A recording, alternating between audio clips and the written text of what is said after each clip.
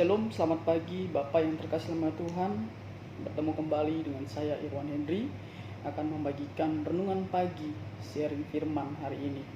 Sebelumnya mari kita berdoa. Bapak yang terbaik dalam nama Tuhan, berkati setiap pendengar yang mendengarkan sharing renungan pagi ini. Biarkan mereka ketika mendengarkan ini, maka anugerah Tuhan, penyertaan Tuhan turun atas setiap pendengar. Terima kasih Bapa di surga. Dalam nama Yesus kami berdoa, yang percaya katakan amin. Bapak Ibu sekalian yang terkasih dalam nama Tuhan, pada pagi hari ini saya membagikan sharing firman di pagi hari ini dengan judul tema menghadapi masa yang sukar. Kalau kita lihat dalam waktu-waktu rentan saat ini, kehidupan di mana-mana, banyak masa sukar, banyak masalah-masalah besar yang kita hadapi. Apalagi dalam masa sukar saat ini, pandemik ada di mana-mana, bahkan di semua negara, bahkan di setiap dunia, bahkan Indonesia juga mengalami hal yang sama. Bapak Ibu sekalian, saya mau bagikan dari Matius 24 yang ke-15 sampai 28. Saya bacakan Matius 24 ayat 15 sampai ke 28. Jadi apabila kamu melihat pembinasa keji berdiri di tempat kudus, menurut firman disampaikan oleh Nabi Daniel, para pembaca hendaklah mari kita memperhatikannya. Maka orang Yahudi di Yudea haruslah melarikan diri ke pegunungan. Orang yang sedang diperanginan di atas rumah, janganlah ia turun untuk mengambil barang-barang dari rumahnya. Dan orang yang sedang di ladang, janganlah ia kembali untuk mengambil pakaiannya. Ayat 19 katakan, celakalah ibu-ibu yang sedang hamil atau menyusukan bayi pada masa itu. Berdoalah supaya waktu kamu melarikan diri jangan jatuh pada musim dingin dan jangan pada hari Sabat. Sebab pada masa itu akan terjadi siksaan yang dahsyat seperti yang belum pernah terjadi sejak awal dunia sampai sekarang, dan yang tidak akan terjadi lagi.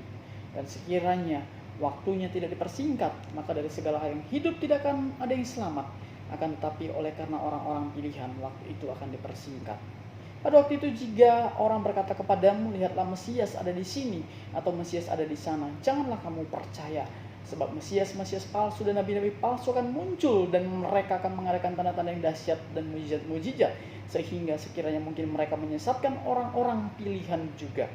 Camkanlah, aku sudah mengatakannya terlebih dahulu kepadamu. Jadi apabila orang berkata kepadamu, lihatlah ia ada di padang gurun, janganlah kamu pergi ke situ. Atau lihatlah ia ada di dalam bilik, janganlah kamu percaya. Ayat 27 katakan, sebab sama seperti kilat memancar dan sebelah timur dan melontarkan cahayanya sampai ke barat, demikian pula lah kelak kedatangan anak manusia. Ayat 28 yang terakhir dikatakan, di masa ada bangkai, di situ burung nazar berkerumun. Bapak Ibu yang sekalian yang terkasih dalam nama Tuhan, mau tidak mau kita harus menghadapinya. Pergumulan hidup harus terjadi, tetapi semua tergantung dari sikap kita. Kita tidak mau tidak mau kita tidak bisa lepas dari masa pandemik saat ini. Tapi itulah yang harus kita hadapi.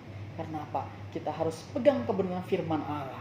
Dan dalam menghadapi masa yang sukar, tetap kuat di dalam Tuhan. Efesus 6 ayat 10 mencatat, akhirnya hendaklah kamu kuat di dalam Tuhan, di dalam kekuatannya. Percaya Bapak Ibu sekalian tidak akan meninggalkan kita. Karena itu jangan pernah menyerah dengan keadaan yang ada. Apapun masalah kita, jangan pernah menyerah dengan keadaan yang ada.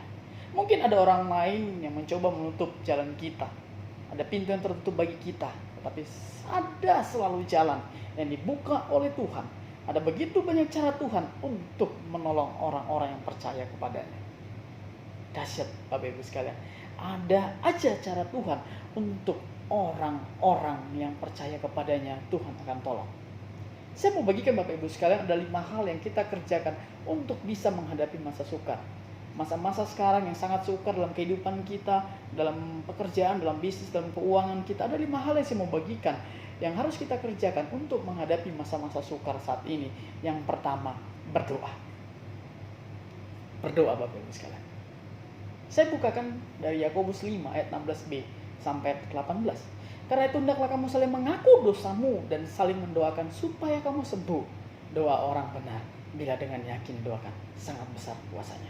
Percaya Bapak Ibu sekalian, ketika di masa-masa sukar, ketika engkau berdoa dengan benar dan yakin, maka Tuhan akan menolong kita.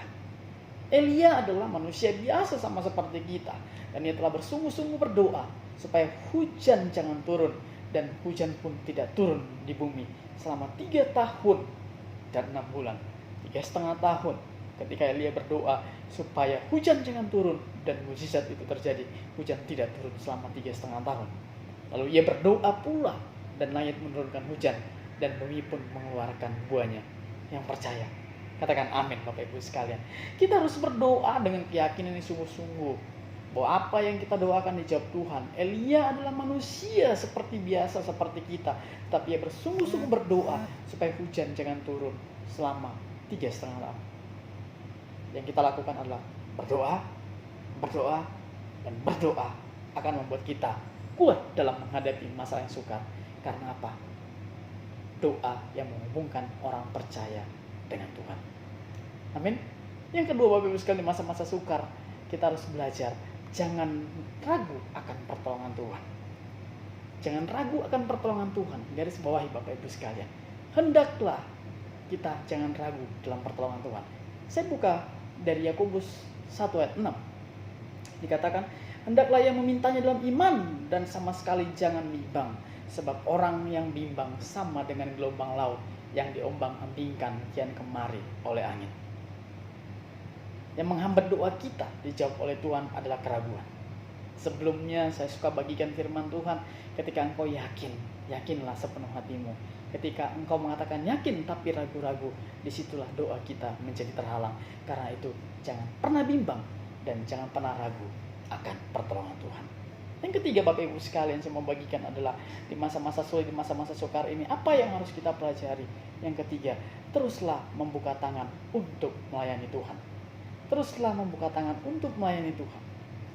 Kita buka Lukas 6 ayat 38. Dikatakan, berilah dan kamu akan diberi satu takaran yang baik, yang dipadatkan, yang digoncang-goncangkan dan tumpah keluar akan dicurahkan ke dalam ribamu. Sebab ukuran yang kamu pakai untuk mengukur akan diukurkan kepadamu. Amin. Ketika kita memberi Allah untuk membuka jalan dan mendatangkan kelimpahan bagi kita, jangan tutup tangan bagi orang-orang yang membutuhkan kita, apalagi untuk pekerjaan Tuhan. Ketika Tuhan sudah memberkati kita, ketika Tuhan sudah membuka jalan dan mendatangkan kelimpahan bagi kita, jangan tutup tangan kita bagi orang-orang yang membutuhkan kita, apalagi dalam hal pekerjaan Tuhan. Karena apa? Tuhan akan mencerahkan berkat bagi kita dengan kelimpahan. Kita itu menjadi kecil. Amsal 24 ayat 10 dikatakan, kita menjadi kecil. Majulah terus, jangan putus asa. Karena ada Tuhan yang mampu menolong Bapak Ibu sekalian. Itu yang kita pelajari. Tuhan mampu menolong. Tuhan tidak pernah putus asa. Karena apa? Kita yang menjadi kecil, biarkan Tuhan yang menjadi besar. Jadi Bapak Ibu sekalian, di masa-masa yang sukar ini, jangan pernah tinggalkan Tuhan. Tetap berdoa. Karena doa adalah salah satu nafas kehidupan orang Kristen. Doa adalah alat penyambung kita berbicara dengan Tuhan. Terima kasih. Tuhan Yesus memberkati, tetap sukacita dan semangat di dalam Tuhan. Haleluya.